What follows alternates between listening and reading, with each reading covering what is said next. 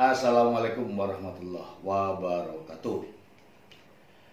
Sahabat dan para pemirsa, warga masyarakat pecinta keadilan. Sahabat, saya akan menyampaikan beberapa informasi yang mungkin bermanfaat untuk sahabat dan warga masyarakat. Saat ini masih bersama LKKH MP, Lembaga Kajian dan Konsultasi Hukum Mari Peduli. Sahabat yang budiman, beberapa waktu yang lalu telah datang kepada saya tidak akan sebutkan nama dan sebagainya, tapi ini masalah privasi ya. Saya akan menyebutkan cerita dan kronologisnya. Mudah-mudahan sahabat dan warga masyarakat bisa mencermati cerita ini, kemudian menilai apa yang sedang terjadi sebenarnya. Jadi beberapa waktu yang lalu telah datang seseorang ditemani orang yang lain dan yang lainnya kepada saya.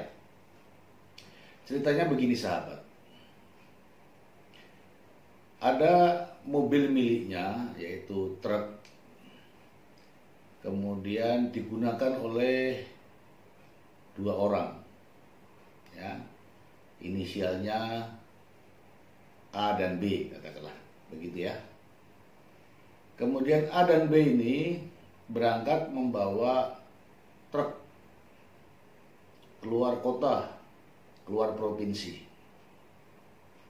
dengan maksud alasannya nih mencari muatan. Si pemiliknya yang bernama C, ya, saya inisialkan saja sahabat, karena sudah kenal maka mempersilahkan. Namun beberapa hari kemudian, jadi kalau tidak salah ceritanya nih, 10 hari lamanya si sopir sama yang dua orang tadi, A dan B, dihubungi oleh C, pemiliknya. Itu keberadaannya tidak diketahui. Komunikasi putus, dihubungi bisa, di WA bisa masuk, dibaca, tapi tidak ada jawaban. Maka si C ini cemas karena mobilnya yang cicilan itu tidak diketahui keberadaannya. Karena cemasnya si C sehingga untuk mendapatkan informasi, si C mengirim informasi tentang hilangnya truk tersebut ya ke grup-grup sopir. Ini setelah 10 hari sahabat. Pada akhirnya truk tersebut yang tadinya tidak ditahu kejelasannya, katanya di Surabaya, di kota ini, di Jakarta, di mana-mana. Ternyata informasi itu didapat dari grup para sopir truk bahwa truk dengan nomor sekian itu berada di salah satu kota kabupaten. Dengan informasi tersebut sehingga si C menginformasikan kepada keluarga A. Ya, tadi kan sopirnya AB, menginformasikan kepada keluarga A bahwa informasi terakhir truk berada di salah satu kota di Jawa Timur tepatnya ya. Kemudian karena C menginformasikan kepada orang tuanya daripada A, orang tua A, saya namakan D ya, orang tua D mengatakan, karena diajak nih, D mengatakan bahwa saya tidak bisa ikut. Kalau nanti sudah ketemu, silahkan diberi pelajaran. Itu kata si D. D adalah bapak daripada A. A adalah sopir yang membawa mobil tadi. Maka berangkatlah pada tanggal 23 September. Nah, kebetulan ini sudah September ya. Berangkatlah. Sesampainya di salah satu kota di Jawa Timur ini, ditemukanlah mobil dan sopirnya. Oke ya, sahabat ya, sudah mengerti alurnya ya. Setelah ditemukan di sana, ya sebagai orang tua, si pemilik ya, kan orang tua namanya nih. Si pemilik atas nama C tadi, sebagai pemilik, sebagai orang tua, maka melihat anak-anaknya yang bandel, ya sama dah kita sebagai orang tua, kalau anak-anak kita bandel pasti kita akan cubit.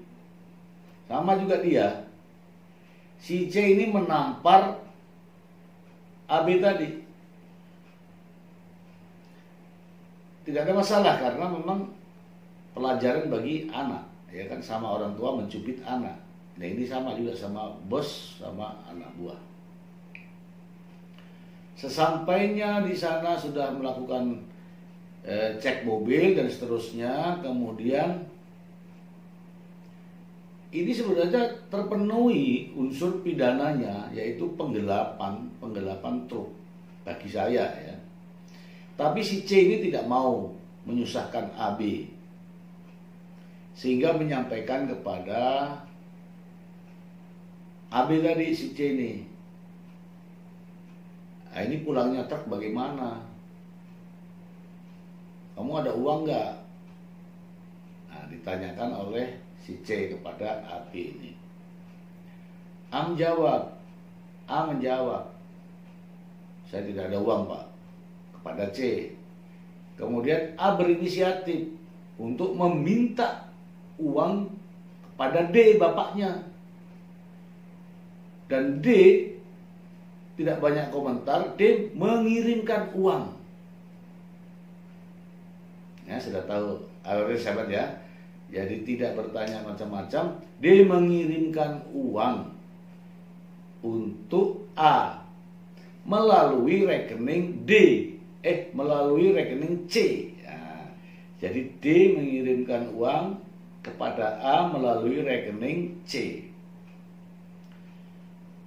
C gunakan uang ini untuk operasional karena kotanya begitu jauh, perjalanannya begitu panjang, sehingga C menggunakan uang operasional ini dengan kiriman dari D.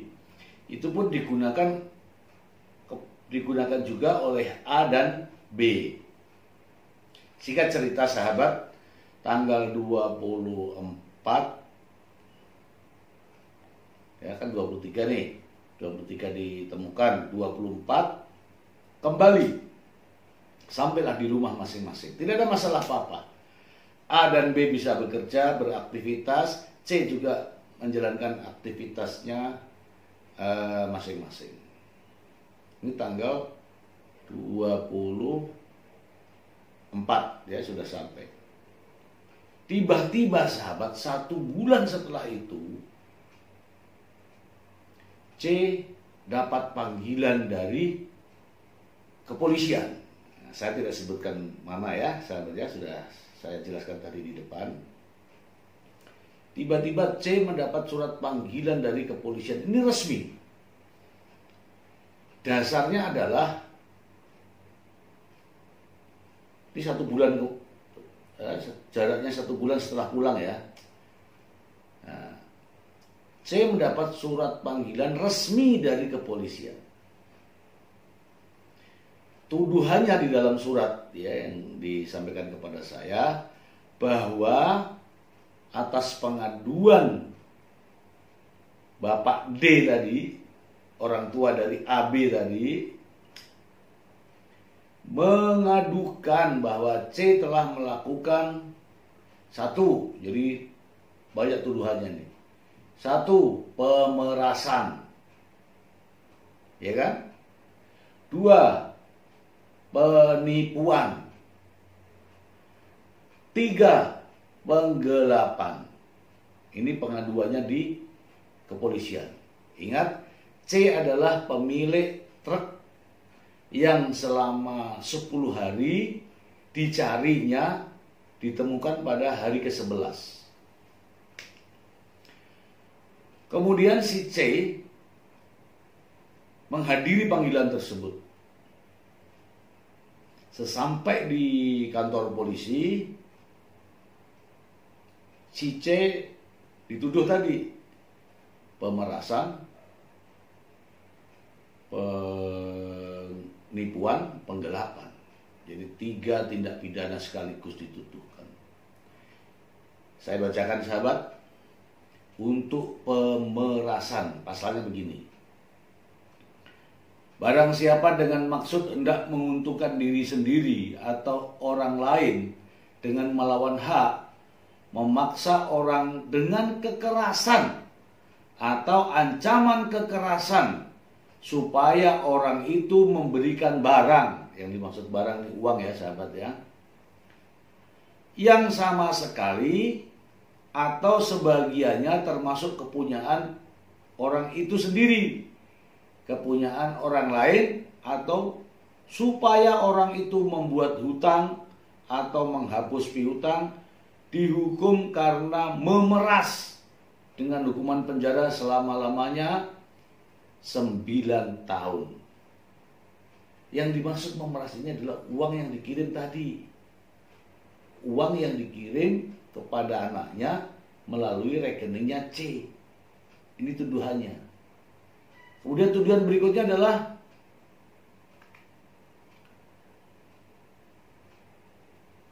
penipuan. Saya bacakan pasal 378 KUHP. Barang siapa dengan maksud untuk menguntungkan diri sendiri atau orang lain secara melawan hukum dengan memakai nama palsu atau martabat palsu, dengan tipu muslihat ataupun rangkaian kebohongan, menggerakkan orang lain untuk menyerahkan barang sesuatu kepadanya, atau supaya memberi hutang ataupun menghapuskan piutang, diancam karena penipuan dengan pidana penjara paling lama 4 tahun. Nah, kalau anaknya meminta uang kemudian ditransferkan ke rekening si C, di mana letak penipuannya sahabat? Itu digunakan untuk pulang dari salah satu kota yang jauh tadi. Salah satu kota yang jauh di Jawa Timur. Ingat, ini bukan naik bus ya dengan bayar. Ini menggunakan mobil truk yang tentunya biayanya cukup besar. Kemudian tuduhan berikutnya adalah, yang ketiga adalah penggelapan. Saya bacakan. Barang siapa dengan sengaja memiliki dengan melawan hak sesuatu barang yang sama sekali atau sebagiannya termasuk kepunyaan orang lain, dan barang itu ada dalam tangannya bukan karena kejahatan, dihukum karena penggelapan dengan hukuman penjara selama-lamanya 4 tahun atau denda sebanyak-banyaknya Rp900. Sahabat, itulah tuduhan dari D kepada C yang dilaporkan yang diadukan ke kantor polisi. Namun polisi kan, penyidik kan tidak semerta-merta ya.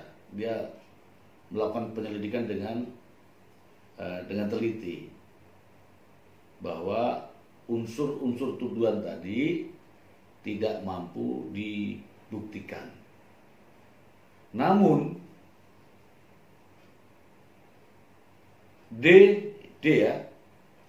tetap ngotot meminta ganti rugi sebesar 100 juta rupiah. Endingnya semacam ini. Dengan melaporkan 3 perkara pidana, yaitu pemerasan, penggelapan, penipuan, endingnya adalah meminta uang damai sebesar 100 juta rupiah. 100 juta rupiah saat ini itu sulit.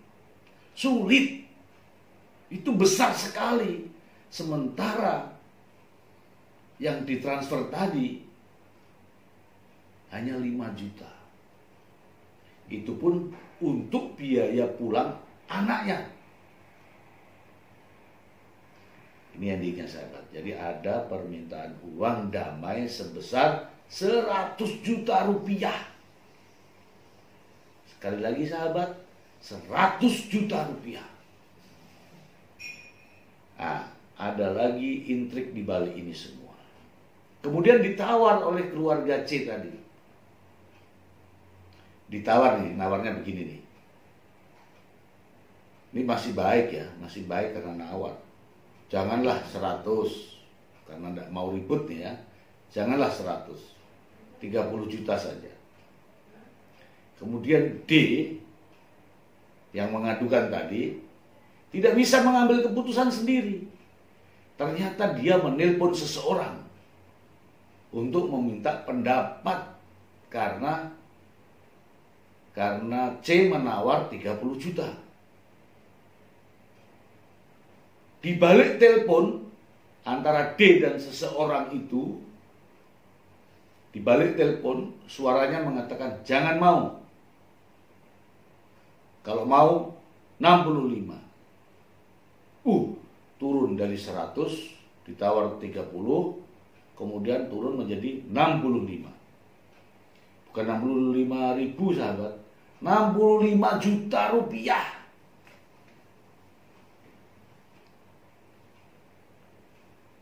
Yang memberitahu ini adalah yang mendengar. Jadi telepon ini bunyi sahabat. Di balik telepon mengatakan jangan mau, tunggu saya, minta 65. Akhirnya datanglah yang di balik telepon tadi. Baru diketahui bahwa aktor di balik ini semua adalah seorang oknum. Ingat, saya katakan nih, seorang oknum. Nah, sekarang masalahnya adalah apa kapasitas oknum ini? Ketika dia melakukan pengaduan di kantor polisi tadi, siapa yang menyuruh? Kenapa yang oknum ini yang menentukan berapa uang yang harus dibayarkan? Nah, ini untuk sahabat semua agar berhati-hati dengan oknum-oknum semacam ini. Kenapa? Karena dapat memutarbalikkan masalah. Ya, saya secara pribadi tidak takut dengan orang-orang semacam ini. Ya, karena saya harus memerangi oknum-oknum semacam ini untuk tidak lagi mempengaruhi warga masyarakat melakukan hal-hal yang sudah diketahui itu salah, yang sudah diketahui itu tidak benar. Ya, ternyata oknum ini masih orientasi tadi, sahabat. Jadi oknum ini berorientasi terkait dengan keuntungan. Ya, berorientasi terkait dengan mendapatkan uang dengan mudah. Padahal kasus yang dituduhkan 3 tadi, pemerasan, penipuan, penggelapan, tidak bisa dibuktikan. Ya, tidak masuk dalam kategori pidana. Kenapa? Karena unsur-unsur pidananya tidak sesuai. Sahabat sekalian, tapi si oknum ini dengan tidak bisa diprosesnya kasus ini, oknum ini tidak mau menyerah. Oknum ini tidak mau menyerah. Bahkan bagaimana caranya, dia harus berkorban untuk mendapatkan uang yang lebih besar. Kita ikuti cerita selanjutnya hanya di channel ini. Channel yang memberikan pembelajaran kepada sahabat dan warga masyarakat. Kalau ceritanya benar, analisa saya, analisa kami benar, insya Allah solusi dari kami mengandung kebenaran. Demikian sahabat, khusus kasus ini kita ikuti ke episode berikutnya. Terima kasih. Assalamualaikum warahmatullahi wabarakatuh.